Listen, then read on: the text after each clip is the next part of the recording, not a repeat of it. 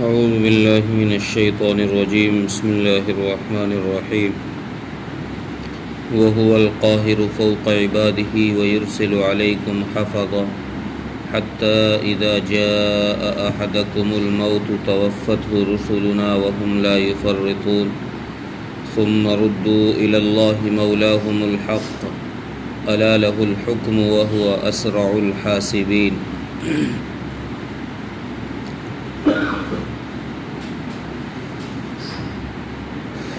پچھلی دو آیتوں میں اللہ تبارک و تعالیٰ کی صفات کا ذکر کیا گیا کہ وہ ذات ایسی ہے کہ اس کے پاس ہر چیز کا ذرے ذرے کا علم ہے۔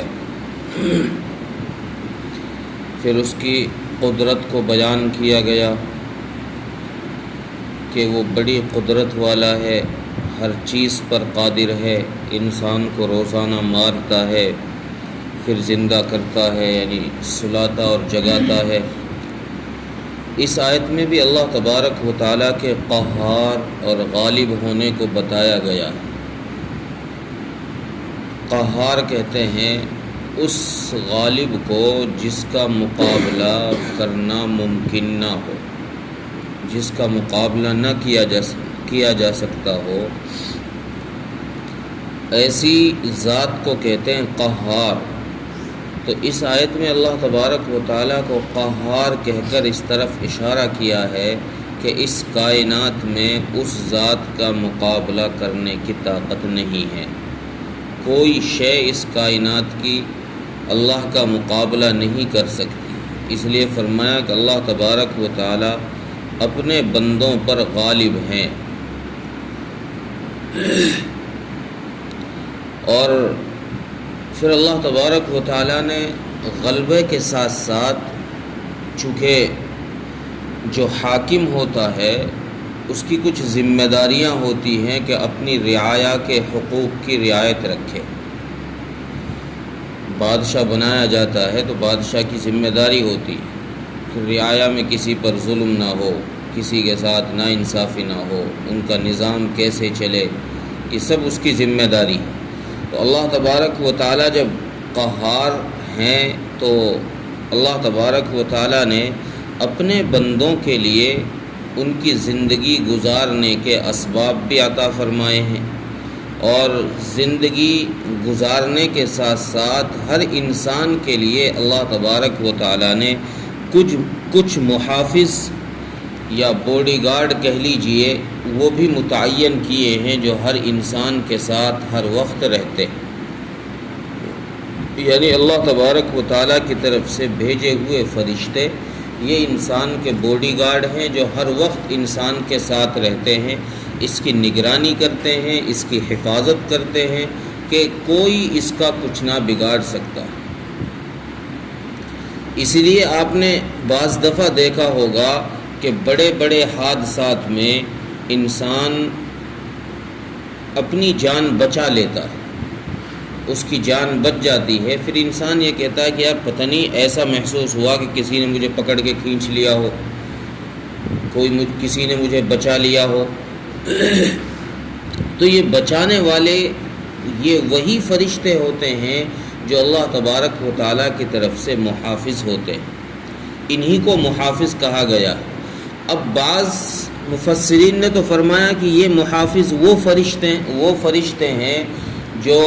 حضرت اسرائیل علیہ السلام کی مدد کے لیے اللہ تبارک و تعالیٰ نے دے رکھے ہیں حضرت اسرائیل کے انڈر میں، اور یہ ہر انسان کے ساتھ ساتھ گھومتے رہتے ہیں۔ جب تک اس کی زندگی ہے تب تک تو وہ اس کی حفاظت کرتے ہیں، اور جب اس کی زندگی کا وقت پورا ہو جاتا ہے تو پھر یہی فرشتے اس کی روح کو قبض کر لیتے ہیں۔ بعض مفسرین نے فرمایا ہے کہ یہ وہ فرشتے ہیں جو انسان کے اعمال نامہ لکھنے کے لیے اللہ تبارک و تعالیٰ کی طرف سے متعین ہیں۔ روزانہ صبح شام جن کی ڈیوٹی بدلتی ہے فرشتوں کی، عصر میں اور فجر میں آنے والے جو فرشتے ہوتے ہیں یہ وہ فرشتے ہیں جن کو انسان اپنے کندھوں پر پاتا ہے۔ وہ انسان کی اچھائی اور برائی کو لکھتے رہتے ہیں۔ سیدھے ہاتھ والا اچھائی لکھتا ہے، الٹے ہاتھ والا برائی لکھتا ہے، جن کو کرامن کاتبین بھی کہا جاتا ہے۔ یہ وہ فرشتے ہیں۔ بعض نے فرمایا کہ نہیں، اللہ تبارک و تعالیٰ کی طرف سے یہ محافظ فرشتے اور فرشتے ہیں جو 4 ہیں۔ 4 فرشتے ہر انسان کے ساتھ حفاظت کے لیے اللہ تبارک و تعالیٰ بھیجتے ہیں۔ تو بہرحال اللہ تبارک و تعالیٰ نے اپنے بندوں کا لحاظ رکھا ہے، ان کی حفاظت کے لیے ہر بندے کے ساتھ باڈی گارڈ رکھے ہیں جو انسان کی ہر آن ہر لمحہ حفاظت کرتے رہتے ہیں۔ پھر ان کا کام یہ ہے کہ یہ انسان کی روح قبض کرتے ہیں اور انسان کو واپس لے جاتے ہیں اللہ کی طرف۔ یہاں ایک سوال یہ ہوتا ہے کہ روح قبض کرنے کے لیے تو ہم نے سنا ہے اور کتابوں میں پڑھا ہے کہ روح کی ذمہ داری تو حضرت اسرائیل علیہ السلام کے پاس ہے، یہ فرشتے کیوں قبض کرتے ہیں؟ تو مفسرین نے اس کا جواب یہ دیا ہے کہ روح کی ذمہ داری تو حضرت اسرائیل کے پاس ہے،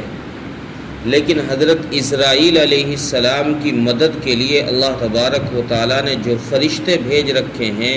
وہ فرشتے جب روح نکالتے ہیں تو اس روح کو حضرت اسرائیل کے ہی قبضے میں کر دیتے ہیں۔ گویا یوں سمجھ لیجئے کہ وہ حضرت اسرائیل علیہ السلام نے ہی روح نکالی۔ بعض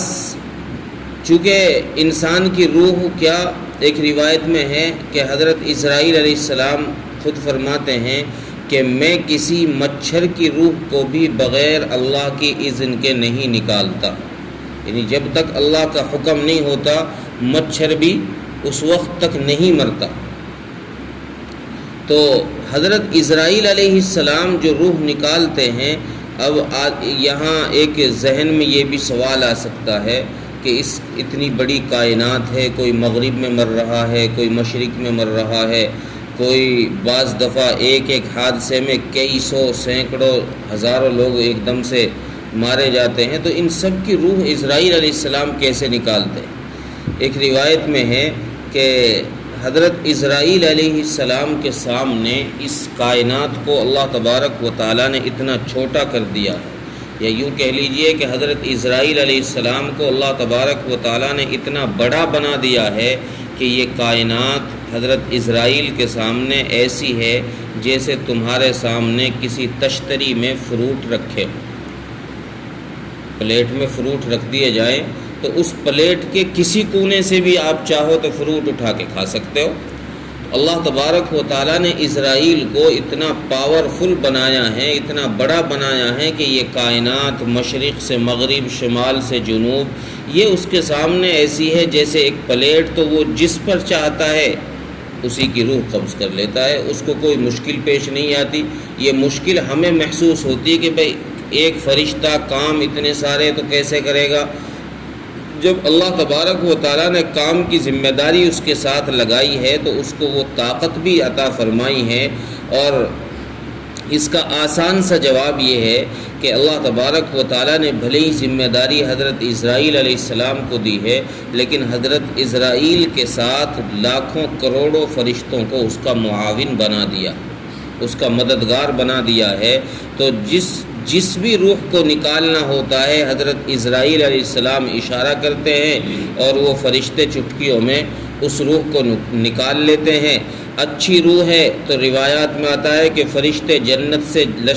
جماعت کی جماعت آتی ہے فرشتوں کی، اور جنت کا لباس لے کر آتے ہیں، جنت کے خوشبوئیں لے کر آتے ہیں، اور اس روح کو نکال کر کے وہ علیین میں پہنچا دیتے ہیں۔ اور اگر کسی نافرمان مجرم کی روح ہوتی ہے تو فرشتے اس کی روح نکالنے کے لیے بھی جماعت کی شکل میں ہی آتے ہیں، جو جہنمی فرشتے ہوتے ہیں ان سے ڈراؤنی شکل والے، اور وہ اس روح کو نکال کر کے سجین میں پہنچا دیتے ہیں۔ یہ دو ہی ٹھکانے ہیں، اس کی طرف اس آیت میں اشارہ کیا ہے کہ یہ فرشتے اللہ تبارک و تعالیٰ کے جو محافظ ہیں، جب تک زندگی ہے جب تک تو کوئی اس انسان کا کچھ نہیں بگاڑ سکتا، چونکہ یہ فرشتے اس کی حفاظت کر رہے ہیں۔ اور جب زندگی کا وقت پورا ہوگا، اسی وقت یہی فرشتے اس کی روح کو قبض کر کے اللہ تبارک و تعالیٰ کے پاس لے کر چلے جاتے ہیں، اور وہ اس روح کے قبضہ کرنے میں ذرا بھی کوتاہی نہیں کرتے۔ وَهُمْ لَا يُفَرِّطُونَ، یہ اس میں لاپرواہی اور سستی کرنے والے نہیں ہیں کہ کسی کو 1 سیکنڈ مہلت زیادہ دے دی، کسی کو 1 سیکنڈ پہلے قبض کر لیا۔ نہیں، انہوں نے ان کا کام یہ ہے کہ جیسے ہی ان کو اشارہ ملتا ہے، اللہ کا حکم ہوتا ہے، یہ فوراً اس اشارے کی تکمیل کر دیتے ہیں اور اس روح کو قبض کر لیتے ہیں۔ اور اگلی آیت میں پھر اللہ تبارک و تعالیٰ کے سامنے اس روح کو پیش کیا جاتا ہے۔ تو اللہ تبارک و تعالیٰ چونکہ قہار اس آیت میں کہا گیا ہے، تو قہار سے ایک خوف سا محسوس ہوتا ہے، قہار کے لفظ سے ایک خوف محسوس ہوتا ہے کہ بھئی اللہ کی ذات قہار ہے، تو ایک ڈر لگتا ہے۔ تو اگلی آیت میں اللہ تبارک و تعالیٰ نے فرمایا وَهُ مولاہم الحق، کہ اللہ تبارک و تعالیٰ قہار کے ساتھ ساتھ یہ اپنے بندوں کے معاون بھی ہیں، مددگار بھی ہیں۔ ڈرنے کی ضرورت نہیں ہے، وہ قہار کسی خوف دلانے کے لیے، ڈرانے کے لیے نہیں ہے، بلکہ قہار اس لیے ہے کہ تاکہ وہ اپنے بندوں کی مدد بھی کر سکے۔ تو اللہ تبارک و تعالیٰ نے اگلی آیت میں یہ اس کو ایک آسان لفظوں میں اس کو بتا دیا اور اس ڈر کو نکال دیا جو پچھلی آیت سے ایک خوف بندوں کے اندر بیٹھ رہا تھا۔ اب اگلا سوال ایک یہ ذہن میں آ سکتا ہے کہ اتنے سارے لوگوں کا مرنا، ان کا پھر اٹھایا جانا، اور پھر اللہ تبارک و تعالیٰ کے حضور میں سب کا پیش کیا جانا اور سب کا حساب و کتاب ہونا، یہ تو بڑا مشکل کام ہے۔ تو اللہ تبارک و تعالیٰ نے دوسری آیت کے آخر میں اس کا جواب دیا وَهُوَ أَسْرَعُ الْحَاسِبِينَ، کہ اللہ کے لیے یہ کوئی مشکل کام نہیں ہے۔ انسان کی زندگی چاہے 100 سال کی ہو، چاہے 1000 سال کی ہو، اور انسانوں کی تعداد چاہے خربوں میں ہو، اس کے لیے کوئی مشکل نہیں ہے حساب لینا۔ وہ بہت جلد حساب کرنے والے ہیں، منٹوں سیکنڈوں میں اللہ تبارک و تعالی حساب کر دیں گے۔ ترجمہ دیکھیں، وَهُوَ الْقَاهِرُ فَوْقَ عِبَادِهِ، اور وہ اللہ وہ ذات ہے جو غالب ہے اپنے بندوں پر، وَيُرْسِلُ عَلَيْكُمْ حَفَظًا، اور وہ بھیجتے ہیں تم پر اپنے محافظوں کو، حَتَّى إِذَا جَاءَ أَحَدَكُمُ الْمَوْتُ تَوَفَّتْهُ رُسُلُنَا وَهُمْ لَا يُفَرِّطُونَ، یہاں تک کہ جب تم میں سے کسی کی موت آتی ہے، موت کا وقت ہوتا ہے، تو وہی بھیجے ہوئے فرشتے، ہمارے بھیجے ہوئے فرشتے اس روح کو قبض کر لیتے، وَهُمْ لَا يُفَرِّطُونَ، اور وہ اس میں کسی قسم کی کوتاہی نہیں کرتے۔ ثُمَّ رُدُّوا إِلَى اللَّهِ مَوْلَاهُمُ الْحَقِّ، پھر وہ اس روح کو اللہ کی طرف لے جایا جائے گا جو مددگار ہے، جو ان کا مددگار ہے اور سچا ہے۔ أَلَا لَهُ الْحُكْمُ، سنو حکم صرف اللہ کا ہی ہے۔ وَهُوَ أَسْرَعُ الْحَاسِبِينَ، اور وہ بہت جلد حساب لینے والے ہیں۔ اللہ تعالی عمل کی توفیق عطا فرمائے۔